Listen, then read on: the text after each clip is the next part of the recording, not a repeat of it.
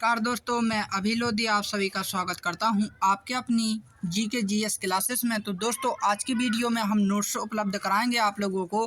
तो जितने भी मैं नोट्स आपको बताने वाला हूं, ये सभी के सभी इम्पोर्टेंट हैं, आप इन्हें नोट जरूर कर लें। तो हम बिना देरी के अपनी वीडियो को शुरू करते हैं। तो हमारा पहला जो नोट रहेगा वो आपको नोबेल पुरस्कार से सम्मानित भारतीय और भारतीय मूल के व्यक्ति रहेंगे, ठीक है ना। यहाँ पर दोस्तों कुछ इंपॉर्टेंट मैंने नाम देकर रखे हैं और उन्हें क्षेत्र दिया है कि किसके क्षेत्र में मिला है और किस सन में मिला है, ठीक है ना। तो सबसे पहले दोस्तों रविन्द्रनाथ टैगोर को क्या नोबेल पुरस्कार प्राप्त हुआ था, काय के क्षेत्र में, साहित्य के क्षेत्र में, सन 1913 में, ठीक है ना। प्रथम व्यक्ति थी, कौन थे? रविन्द्रनाथ टैगोर, ठीक है ना। सेकंड जो मिला था दोस्तों वो तो डॉक्टर सीवी रमन, इन्हें दोस्तों भौतिकी के क्षेत्र में मिला था 1930 में। ये दोनों ही इम्पोर्टेंट हैं, ठीक है ना। ये दोनों ही वेरी आईएमपी क्वेश्चन बनते हैं।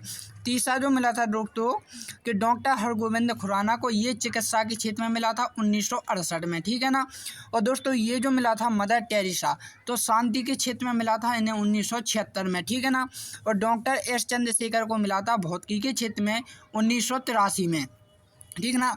आपको क्वेश्चन इस प्रकार से पूछा जाएगा कि सेकंड जो नोबेल पुरस्कार प्राप्त है वो किसे है, तो आपको लगाना है डॉक्टर एस चंद्रशेखर को, ठीक है ना। सेकंड जो है दोस्तों कि डॉक्टर अमृत सेन को जो अर्थशास्त्र के क्षेत्र में मिला था 1998 में, ठीक है ना।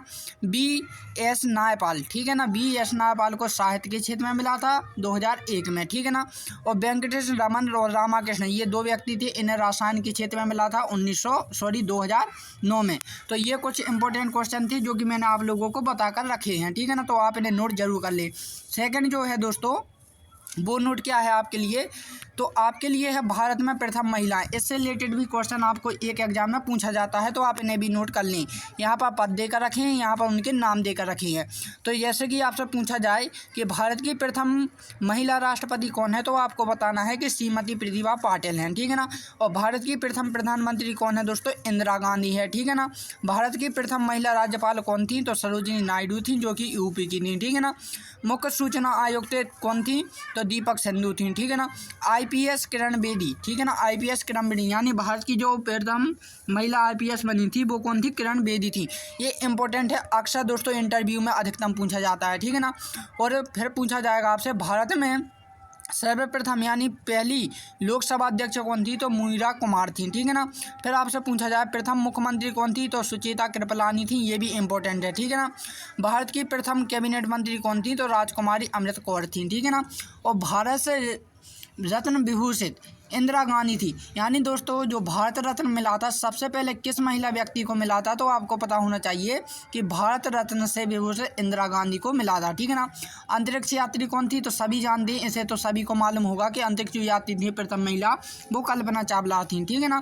फिर यदि बात की जाए राजदूत, क्या भारत की प्रथम महिला राजदूत कौन थी, तो विजय लक्ष्मी पंडित थी, ठीक है ना। रेलवे ड्राइवर कौन है, तो सुरेखा शंकर यादव, ये इंपॉर्टेंट है जो रेलवे की तैयारी कर रहा हो, ठीक है ना। और आपको रेलवे ही में विदेशी मंत्री का भी आपको पता होना चाहिए, तो विदेशी मंत्री सुषमा स्वराज थी, ठीक है ना। और जो भारत की प्रथम आईएएस थी वो अन्ना जाजे थी, ठीक है ना। और प्रथम महिला शासक कौन थी? रजिया सुल्तान थी, तो इसके बारे में भी आपको पहले से ही पता होगा। और भारतीय ज्ञानपीठ से पुरस्कार प्रथम महिला जो थी वो आशा पूर्णा देवी थी, ठीक है ना। तो ये दूसरा नोट था। तीसरा जो नोट रहेगा दोस्तों वो आपको कहाँ रहेगा कि भारत में सर्वाधिक बड़ा, लंबा, छोटा और ऊंचा, तो यहाँ पर यहाँ पर दोस्तों उनका नाम देकर रखा है, ठीक है ना। और ये किस स्थान पर है उनका नाम देकर रखा है। जैसे कि आपसे पूछा जाए कि भारत में सबसे ऊंचा मीनार है, तो आपको कहना है कुतुब मीनार है, जो कि कहाँ पर है? दिल्ली में है, ठीक है ना। फिर आपसे पूछा जाएगा कि भारत में सबसे ऊंचा बांध कौन है, तो टेहरी बांध है, 260 मीटर 5 है, ठीक है ना। तो यहाँ पर देखो, याद रहे कि भारत का है ये, ठीक है ना, भारत का है, पूरे विश्व का नहीं है, तो ध्यान रखें आप। सबसे बड़ा रेगिस्तान क्या है, तो थार का है, ठीक है ना, जो कि राजस्थान में है। सबसे बड़ा गुफा मंदिर कौन सा है, तो कैलाश मंदिर है, जिसे हम इलोरा की गुफाएं भी बोलते हैं, यानी कि ये इलोरा में है, ठीक है ना। सबसे बड़ा चिड़ियाघर क्या है, तो जूलॉजिकल गार्डन है, जो कि कोलकाता में है, ठीक है ना। सबसे बड़ी मस्जिद कौन सी है, तो जामा मस्जिद है, जो कि दिल्ली में है, ठीक है ना। सबसे लंबी नदी कौन सी है, गंगा नदी है। सबसे ऊंचा दरवाज़ा कौन है, तो बुलंद दरवाज़ा है, ठीक है ना। यदि बात की जाए कि भारत का सबसे बड़ा निवास कौन सा है, तो राष्ट्रपति निवास है, ये इम्पोर्टेंट है, ठीक है ना। सबसे बड़ा राज्य क्या है, तो राजस्थान है। यदि जनसंख्या की दृष्टि से पूछा जाए तो कौन है? उत्तर प्रदेश, ठीक है ना, याद रखें। सबसे बड़ा सर्वोच्च सम्मान क्या है? भारत रत्न है। देखो यहाँ पर ध्यान रखें, कुछ बच्चे कंफ्यूज होते हैं कि सर ने बताया कि जो सबसे सर्वोच्च सम्मान होता है वो भारत रत्न होता है, लेकिन यदि बड़े की बात की जाए कि सबसे ऊंचा और सबसे बड़ा जो सम्मान होता है वो नोबेल पुरस्कार होता है, ठीक है ना। नोबेल पुरस्कार से कोई भी बड़ा पुरस्कार नहीं होता है, ठीक है ना, लेकिन ये सम्मान में है, ठीक है ना। यदि सम्मान की बात की जाए तो वो भारत रत्न है, ठीक है ना। सबसे बड़ा गुरुद्वारा क्या है? तो स्वर्ण मंदिर है अमृतसर में, ये भी इम्पोर्टेंट है, ठीक है ना। सबसे लंबी जो नहर है वो इंदिरा गांधी नहर है, जो कि राजस्थान में है। लंबा रेलवे प्लेटफॉर्म, तो ये इंपॉर्टेंट है, जो रेलवे की तैयारी कर रहा है, ये गोरखपुर है, जो कि यूपी में है, ठीक है ना। सबसे बड़ा डेल्टा सुंदरबन डेल्टा है, जो कि पश्चिम बंगाल में है, ठीक है ना। सबसे बड़ा सूर्य मंदिर, तो कोणार्क सूर्य मंदिर, जो कि पूरी उड़ीसा में है, ठीक है ना। ये सेकंड वाला नोट्स था। अब इसके बाद जो थर्ड रहेगा दोस्तों, तो आपको ये रहेगा विश्व के सरकारी दस्तावेजों के नाम, यानी कि आपने बुकों के नाम तो सुने होंगे, green book, white book, blue book, orange book, yellow book. जैसे कि आपने दोस्तों कभी मैच देखा होगा क्रिकेट में, तो कोई लोग जो ऑरेंज कैप होती है, ठीक है ना, ब्लू, पर्पल, ये 3-4 टाइप की कैप होती हैं। तो इसी प्रकार दोस्तों हर एक देश में सरकारी दस्तावेज के लिए एक बुक होती है। हमारे देश में है दोस्तों वो वाइट पेपर है, ठीक है ना। हमारे देश में जो दस्तावेज होते हैं ना सरकारी, वो हम वाइट पेपर का उपयोग करते हैं, ठीक है ना। तो हम इन्हीं की डिटेल से पढ़ने वाले हैं। तो जो ग्रीन बुक है दोस्तों, ये इटली और ईरान के राजकीय प्रकाशन हेतु किस बुक का प्रयोग करते हैं? ग्रीन बुक का, ठीक है ना। तो जो वाइट बुक है, ठीक है ना, तो वाइट बुक दोस्तों पुर्तगाल, चीन और जर्मनी शाही की सरकारी कार्मिक प्रकाशन के लिए करते हैं, ठीक है ना। जो ब्लू बुक का प्रयोग है वो हम ब्रिटिश सरकार की सरकारी रिपोर्ट के लिए करते हैं। जो ऑरेंज बुक है दोस्तों, वो नीदरलैंड सरकार के सरकारी प्रकाश के लिए करते हैं, ठीक है ना। येलो बुक का जो उपयोग है दोस्तों, वो फ्रांस सरकार का सरकारी प्रकाशन के लिए किया जाता है। और जो वाइट पेपर है, ठीक है ना, वाइट पेपर का उपयोग दोस्तों ब्रिटेन और भारत सरकार की किसी विशेष विषय पर सरकारी रिपोर्ट के हेतु किया जाता है, जैसा कि मैंने अभी हाल बोला था। और जो ग्रे बुक है दोस्तों, वो ब्राज़ील और जापान, ठीक है ना, ब्राज़ील और जापान सरकार की सरकारी रिपोर्ट के लिए होता है। तो आपको ये नोट जरूर कर लेना है, क्योंकि आजकल दोस्तों इससे रिलेटेड क्वेश्चन आपको अधिकतम पूछे जा रहे हैं, ठीक है ना। सेकंड जो रहेगा दोस्तों, तो सेकंड रहेगा कि पड़ोसी देश तथा सीमा से जुड़े राज्य, ठीक है ना। तो आपको मालूम होगा कि हमारी जो देश है वो हमारा देश है दोस्तों, तो हमारे देश से जो अन्य देश स्पर्श हैं वो 7 देश हैं, ठीक है ना। कौन से देश हैं? 7 देश हैं जो हमारे देश से स्पर्श होते हैं, जैसे चीन, पाकिस्तान, अफगानिस्तान, बांग्लादेश, नेपाल और भूटान और म्यांमार। तो आपको यदि क्वेश्चन में पूछा जाए कि हमारे देश की सीमा से कौन कौन से देश स्पर्श करते हैं, तो आपको कहना है कि 7, और यदि 7 के नाम पूछे तो आपको नाम भी बता देना है, ठीक है ना। तो दोस्तों अब यदि बात की जाए चीन, तो चीन यहाँ पर देश है, तो हमारी जो देश की सीमा है, ठीक है ना, यानी स्थित है, वो भारतीय राज्य की कौन कौन सी सीमा से स्पर्श करती हैं चीन की सीमाएं? तो जम्मू कश्मीर करती है, हिमाचल प्रदेश, अरुणाचल प्रदेश, उत्तराखंड और सिक्किम। यानी कि दोस्तों शॉर्ट में कहें तो चीन हमारे राज्य की सीमाओं से 5 राज्यों से स्पर्श करती हैं, ठीक है ना। यदि पाकिस्तान की बात की जाए तो जम्मू कश्मीर, पंजाब, राजस्थान और गुजरात, यानी कि 4 राज्यों से स्पर्श करते हैं, ठीक है ना। अफगानिस्तान मात्र एक ऐसा लौता देश है जिसकी सीमा हमारे केवल एक राज्य से स्पर्श करती है, वो कौन सा है? जम्मू कश्मीर है, ठीक है ना। बांग्लादेश की बात की जाए तो पश्चिम बंगाल, असम, मेघालय, त्रिपुरा और मिजोरम, ये भी दोस्तों 5 राज्यों से स्पर्श करता है, ठीक है ना। नेपाल है, तो नेपाल के उत्तर प्रदेश, बिहार, पश्चिम बंगाल, सिक्किम और उत्तराखंड, ये भी 5 राज्यों से स्पर्श करता है, ठीक है ना। सिक्किम, पश्चिम बंगाल, असम, अरुणाचल प्रदेश, यानी कि भूटान, ठीक है ना। भूटान हमारे यहाँ 4 राज्यों से स्पर्श करता है। म्यांमार की बात की जाए तो मिजोरम, मणिपुर, नागालैंड और अरुणाचल प्रदेश, ठीक है ना। तो ये अभी हमारी 4 राज्यों को स्पर्श करती है। तो यहाँ पर मैंने पूरी डिटेल्स देकर रखी है, आप नोट जरूर कर लें, ठीक है ना। देखो नोट होना बहुत ज़रूरी है। यदि दोस्तों आप नोट नहीं करोगे ना, तो क्या है कि हमें ऐसा नहीं लगता है कि हमने पढ़ा भी है कि नहीं पढ़ा, ठीक है ना। नोट करना इसलिए ज़रूरी होता है दोस्तों, क्योंकि दोस्तों जब हम एग्ज़ाम देने के लिए जाते हैं तो हम बहुत ही जल्दी क्या है कि नोट को पढ़कर जाते हैं, तो हमें याद रहता है, ठीक है ना। अब दोस्तों सेकंड जो क्वेश्चन आपको पूछा जाता है वो जीएस में से आता है, जो कि अधिकतम इस टॉपिक से पूछा जाता है, किससे? ऊर्जा रूपांतरित करने वाले कुछ उदाहरणों से। यानी कि दोस्तों हमें जैसे कि सूरज से कोई हम सूरज है जो, ठीक है ना, सूर्य है, सूर्य के जो प्रकाश है, तो प्रकाश जो ऊष्मा होती है, हम उस ऊष्मा को किस ऊष्मा में बदल सकते हैं? तो इस प्रकार की जो ऊष्मा होती है वो एक ऊर्जा से दूसरी ऊर्जा में स्थानांतरित करने वाले उपकरणों के नामों से भी पूछा जाता है, ठीक है ना। तो यहाँ पर देखो दोस्तों, यदि बात की जाए डायनामो, तो डायनामो एक ऐसा उपकरण है जो यांत्रिक ऊर्जा को विद्युत ऊर्जा में क्या है, परिवर्तन कर देता है, ठीक है ना। और माइक्रोफोन एक ऐसा उपकरण है दोस्तों जो ध्वनि ऊर्जा को विद्युत ऊर्जा में कन्वर्ट कर देता है, ठीक है ना।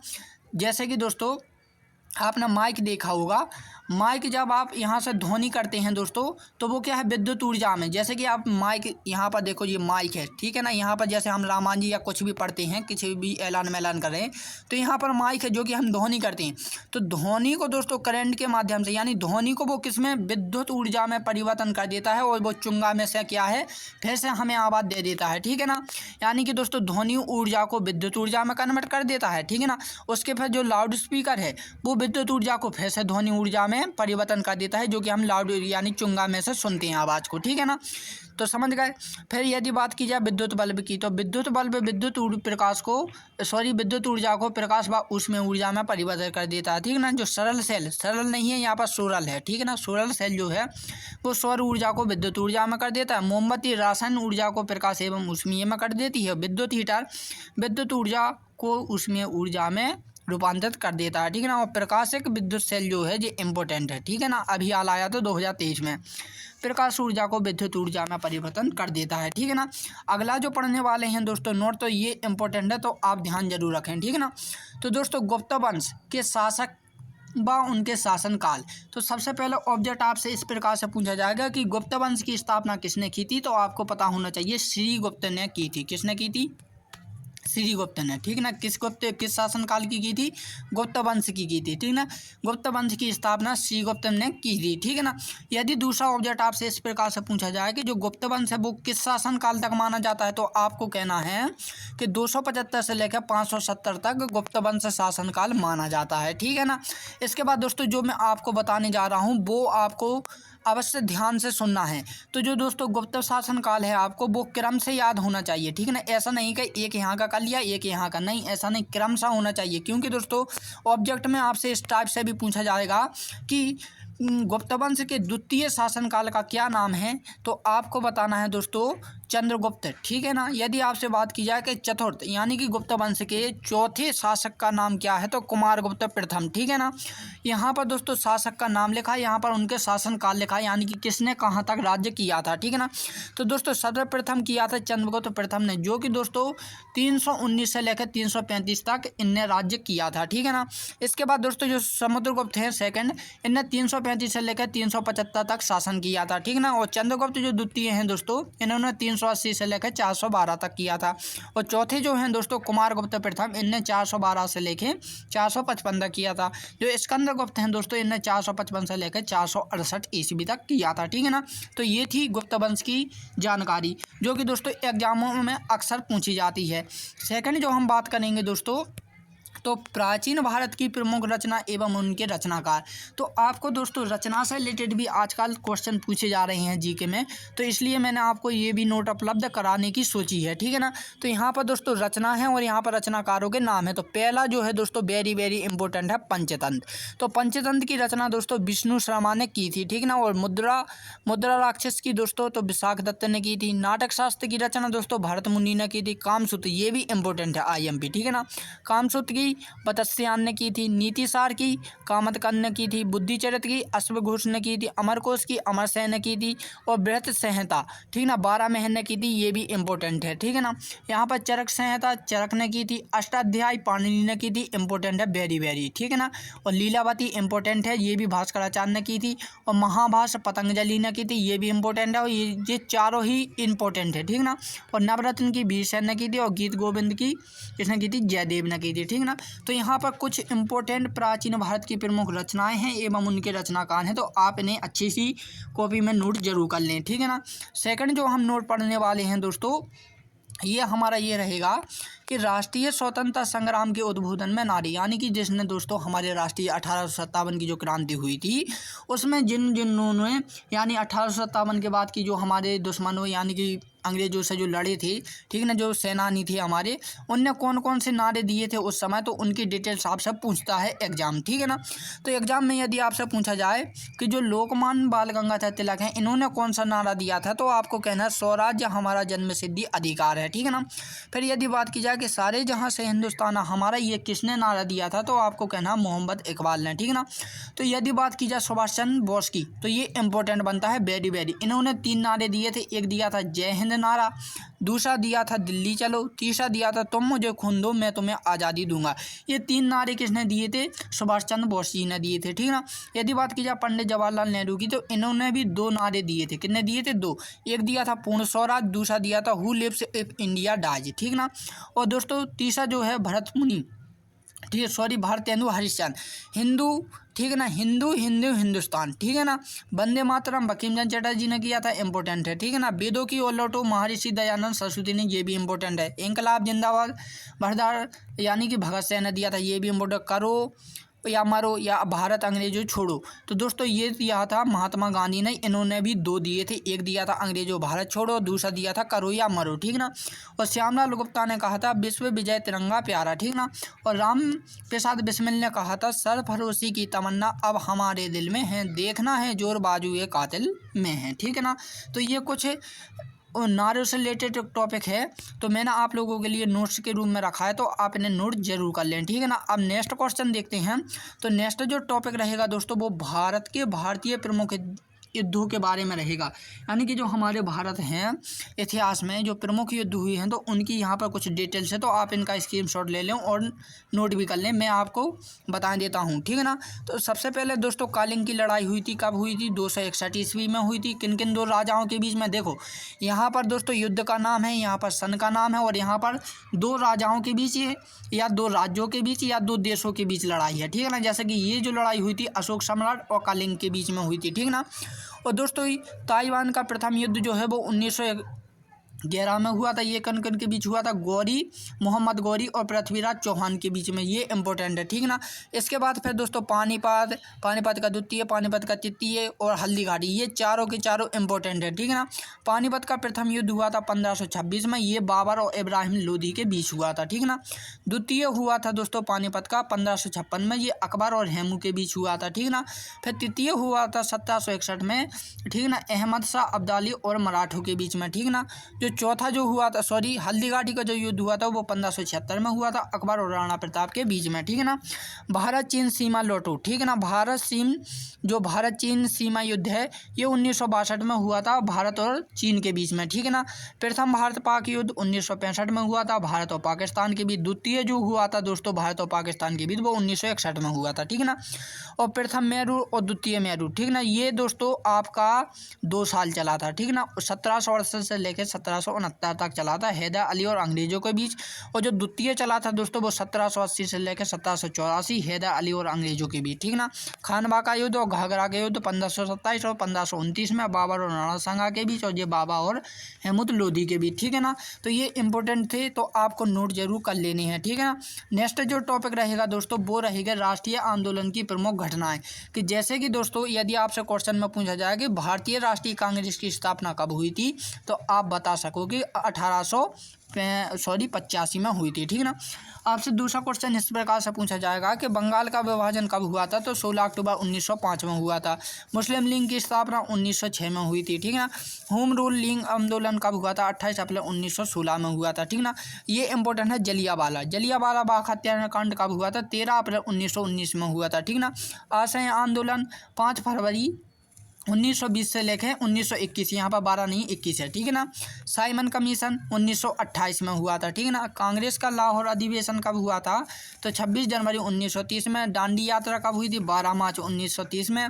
सविनय अवज्ञा आंदोलन कब हुआ था, 13 जनवरी 1931 में। प्रथम गोलमेज सम्मेलन कब हुआ था, 12 नवंबर 1930 में, ठीक है ना। फिर जो सेकंड हुआ था कि गांधी इब्राहिम समझौता, ये IMP क्वेश्चन है, तो ये हुआ था 5 मार्च 1931 को, ठीक है ना। द्वितीय गोलमेज सम्मेलन कब हुआ था? 7 सितंबर से लेकर 1 सितंबर 1931 तक, ठीक है ना। सेकंड जो है कि भारत छोड़ो आंदोलन 8 अगस्त से 9 अगस्त 1942 तक। तो दोस्तों ये थी मेरी प्रमुख घटनाएं, ठीक है ना। तो दोस्तों ये जो नोट है मैं आप लोगों के लिए लाया हूँ। तो दोस्तों यदि आपको ये वीडियो अच्छी लगी हुई तो प्लीज़ इस वीडियो को लाइक एंड सब्सक्राइब जरूर करें, साथ ही साथ अपने दोस्तों को भी शेयर करें ताकि वो भी इस वीडियो का लाभ उठा सकें। तो दोस्तों अब हम मिलते हैं अपनी अगली वीडियो में, तब के लिए जय हिंद एंड जय भारत।